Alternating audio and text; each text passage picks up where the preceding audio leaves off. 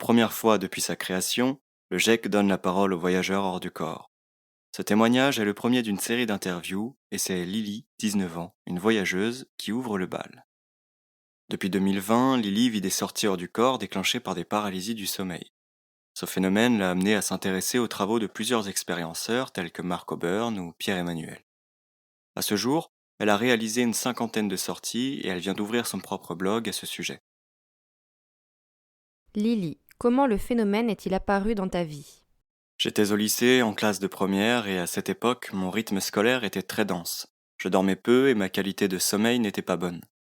Du jour au lendemain, j'ai commencé à faire des paralysies du sommeil la nuit et pendant mes siestes. Souvent, je me réveillais complètement paralysé. Je ne pouvais plus parler ni me mouvoir. J'entendais des sons assez forts et dérangeants, et je sentais aussi tout mon corps vibrer. Des fois, je n'étais pas paralysé, mais je sentais que la paralysie arrivait car il y avait des bruits annonciateurs à l'intérieur de moi, comme une télé qui grésille avec un son aigu. Dans ce cas, je me débattais pour empêcher la paralysie de se produire. J'en avais peur.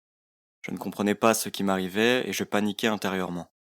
Un jour, je me suis débattu tellement fort que je suis tombé de mon lit. Je me suis retrouvé par terre et en me relevant, je suis allé dans la cuisine, puis tout à coup, je me suis réveillé dans mon lit à nouveau.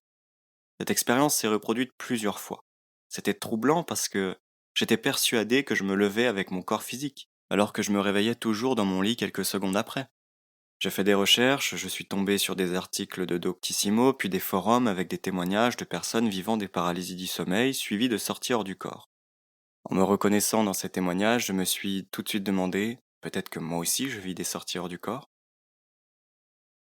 Et qu'as-tu ressenti à cette idée? Au début, je doutais beaucoup.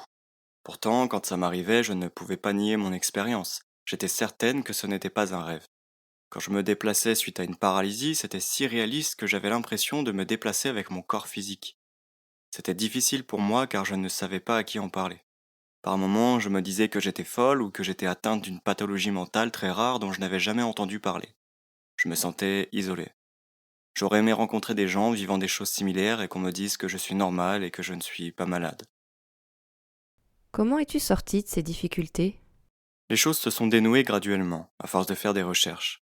J'ai compris que les paralysies du sommeil pouvaient être une première étape de la sortie hors du corps.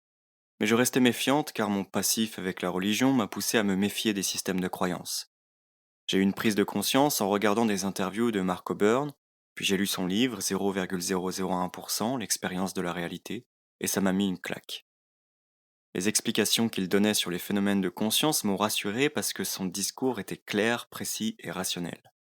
Il ne donnait pas de raccourcis ou d'explications approximatives. Donc en finissant son livre, j'ai vraiment pris conscience des opportunités que j'avais en vivant ces expériences. Ça m'a donné envie de poursuivre mon exploration. Et qu'est-ce que tu as fait? Il m'a fallu environ 4 mois pour déconstruire mes peurs. J'avais peur de rencontrer des entités mal intentionnées, mais aussi peur de l'inconnu. Je continuais de freiner les paralysies jusqu'au jour où j'ai pris mon courage à deux mains. Au moment où j'ai ressenti un état vibratoire, je suis sorti volontairement de mon corps, puis j'ai pris le temps d'analyser ce qui m'arrivait. J'ai réalisé que je n'étais plus dans mon corps physique. Ma vision n'était pas identique, elle était plus sombre. Ça a duré seulement quelques secondes, puis je suis revenu dans mon corps physique, allongé sur le lit. Quelques semaines plus tard, je suis sorti une nouvelle fois volontairement.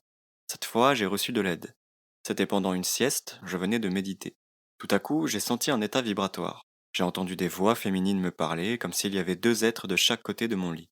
Elles avaient une bonne intention, elles voulaient m'aider à sortir de mon corps.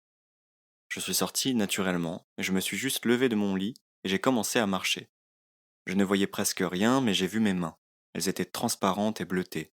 C'était la première fois que je voyais mon corps astral et cela m'a beaucoup surprise.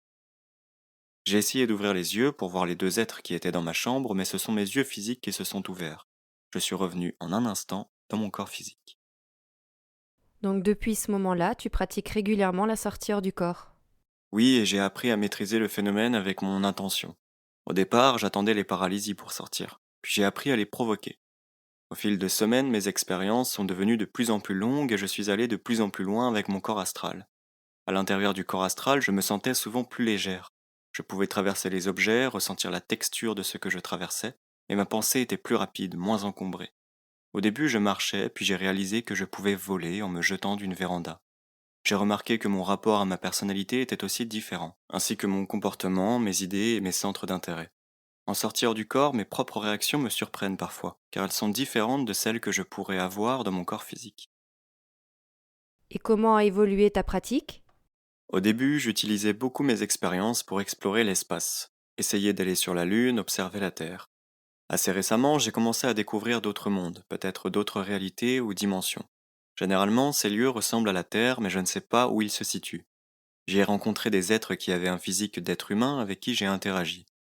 Je suppose que leur réalité est faite d'une autre manière, tangible mais non physique. Ils me voyaient, savaient que j'étais en sortir du corps et je pouvais les toucher. Ces expériences sont troublantes. Elles me questionnent beaucoup. J'envisage de retourner dans ces mondes et d'interroger ces personnes pour savoir si elles peuvent m'éclairer sur mes sorties hors du corps et mon état. Ces dernières semaines, j'ai préféré faire une pause. J'en ressentais le besoin. En attendant, je travaille sur l'ouverture d'un blog qui relate mes expériences. J'ai envie de partager avec d'autres expérienceurs dans le but d'enrichir des questionnements et les théories autour de ce phénomène. Vous trouverez le lien menant au blog de Lily en bas de page en dessous de l'article. Merci pour votre écoute.